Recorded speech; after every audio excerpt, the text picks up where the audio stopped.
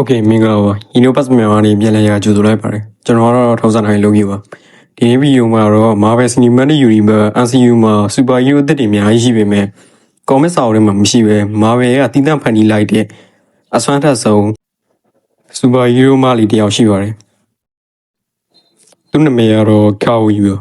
။ Marvel What If Season 2မှာပထမဆုံးပါဝင်လာတဲ့သူမဟာဘာဖြစ်လို့ Captain Marvel နဲ့ Doctor Strange တို့လိုစွမ်းအားကြီးရတာလဲ။သူမရဲ့နောက်ခံသမိုင်းကဘာလဲဆိုတာကိုဒီနေ့ဗီဒီယိုမှာ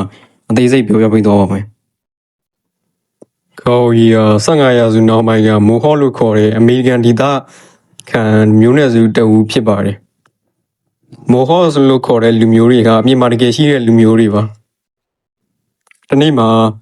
စပိန်ကြီးကျော်သူတွေကသူမတို့ရွာကိုတိုက်ခိုက်ပြီးသူမရဲ့မောင်လေးကိုဖမ်းဆီးသွားခဲ့ကြပါတယ်။ခေါ်ရီထွက်ပြေးရင်ရှေးအောင်လူမျိုးတွေတားမြစ်ထားတဲ့ Fordan Lake လို့ခေါ်တဲ့ရေကန်ထဲကိုပြုတ်ကျသွားခဲ့ပါတယ်။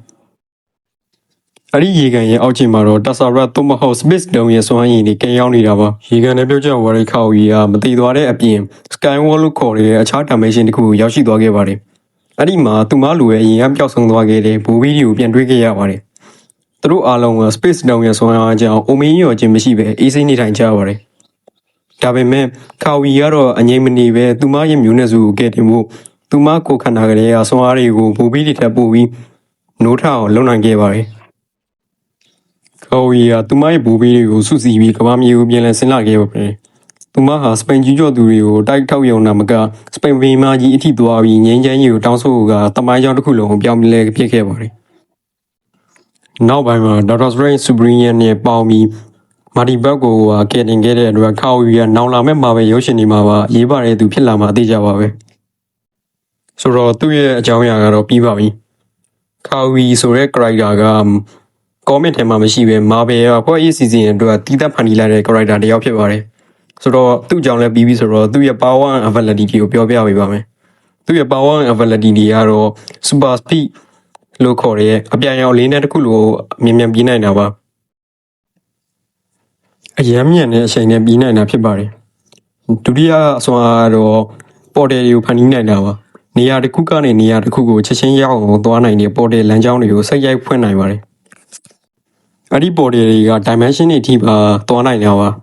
။နောက်တစ်စွမ်းအားကတော့ meta manipulation လို့ခေါ်တဲ့အပင်တွေကိုချက်ချင်းကြီးထွားအောင်လုပ်တာမျိုးဒါမှမဟုတ်ရေပြင်ပေါ်မှာလမ်းလျှောက်တာမျိုးတွေကိုလည်းလုပ်နိုင်ပါသေးတယ်။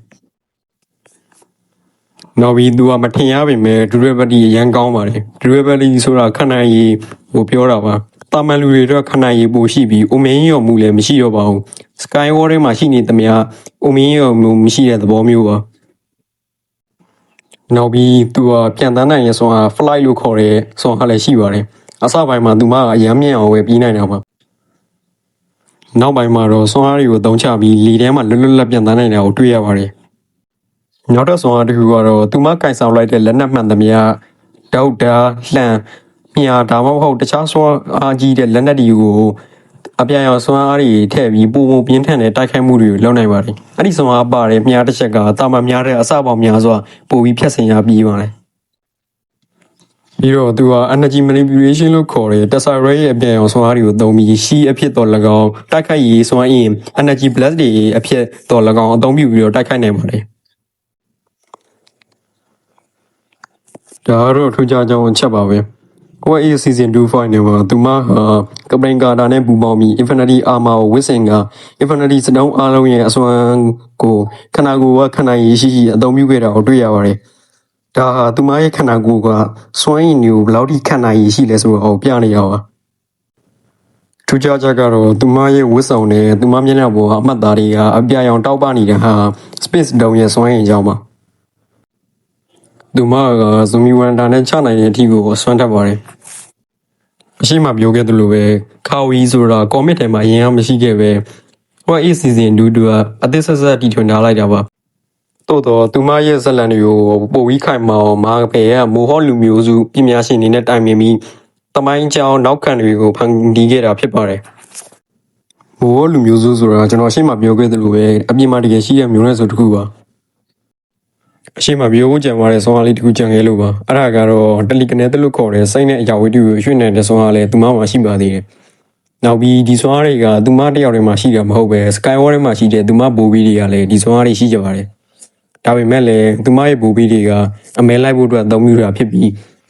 သူမကတော့စူပါဟီးရိုးလုပ်ဖို့အတွက်လူတွေကိုကယ်တင်ဖို့အတွက်လက်နက်တစ်ခုအနေနဲ့အသုံးပြုတာဖြစ်ပါတယ်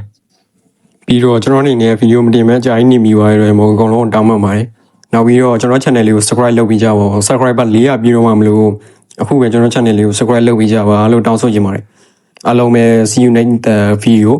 bye bye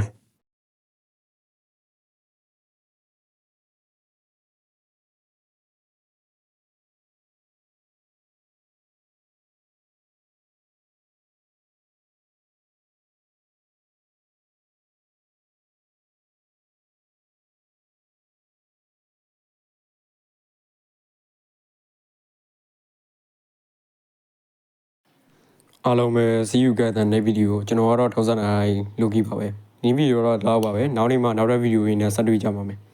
အားလုံးပဲ bye bye